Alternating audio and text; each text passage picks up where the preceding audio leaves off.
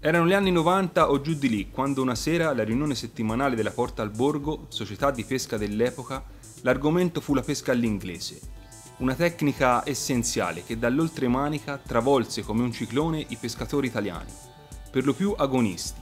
Negli anni a venire fecero proprio questo approccio, apportando, come accade in questi casi, modifiche e adattandolo ai propri spot di pesca e campi gara. Primo su tutti l'Arno a Firenze. La bandiera dell'Union, impressa sulle Match Rod, primeggiava, specchiandosi nelle acque dei fiumi italiani insieme all'anima di Billy Lane, l'inventore di questa tecnica. E anche le riviste di settore presentavano articoli dettagliati, scritti dai giornalisti e esperti dell'epoca. Uno su tutti, Mario Molinari, sempre molto attento alle tecniche inglesi, diventerà uno dei divulgatori più importanti del ledgering e di tutte le sue sfumature. Ancora oggi è un'icona di riferimento per molti appassionati. Tornando alla pesca all'inglese, inutile negare che travolse anche chi parla. Essenziale, leggera, con poca attrezzatura al seguito e assai catturante in acqua ferma e nelle correnti lievi.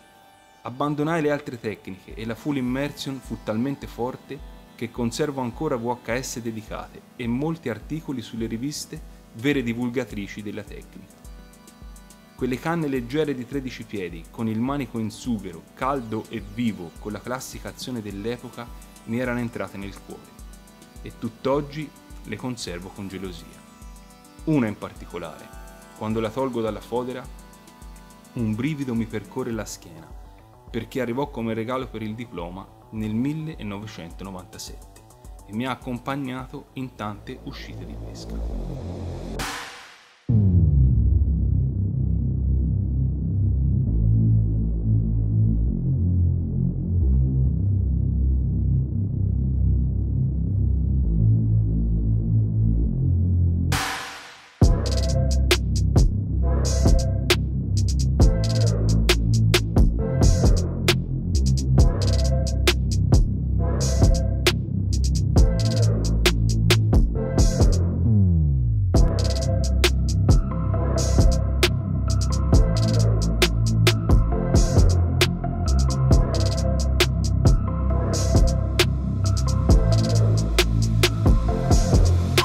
Ormai pesco sempre meno all'inglese, però di tanto in tanto mi piace staccare la Match Rod dal chiodo e con un soffio togliere la polvere, accarezzarla, passare la mano sul manico in sughero sporcato dal tempo, dalle ore di pesca, avvitarci il mulinello, passare il maxima tra gli anelli vecchi di anni ma ancora perfetti, realizzare quella lenza essenziale, funzionale e lanciare lo strike a distanza, facendola fischiare al vento contro di maestrale.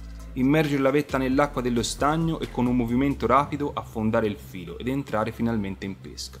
Ecco, adesso sono catapultato in un'altra epoca ed il frusciare del vento tra le querce e l'odore del pino selvatico mi fa apprezzare ancora di più questa giornata nella conca del silenzio.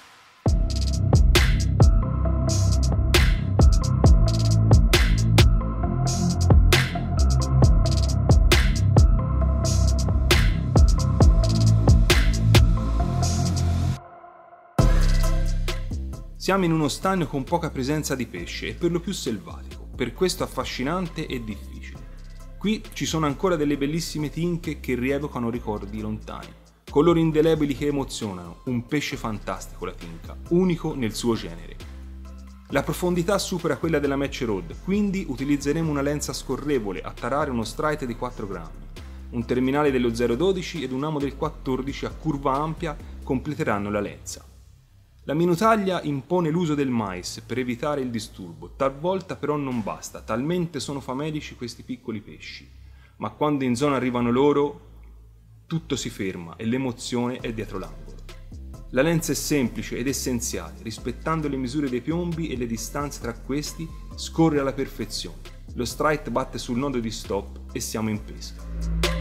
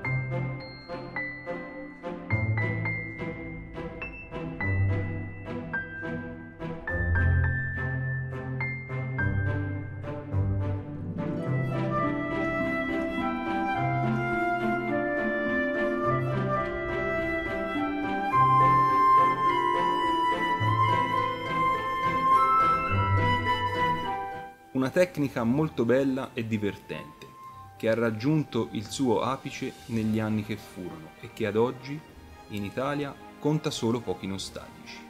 La porterò sempre con me, come simbolo di un tempo ormai sfumato.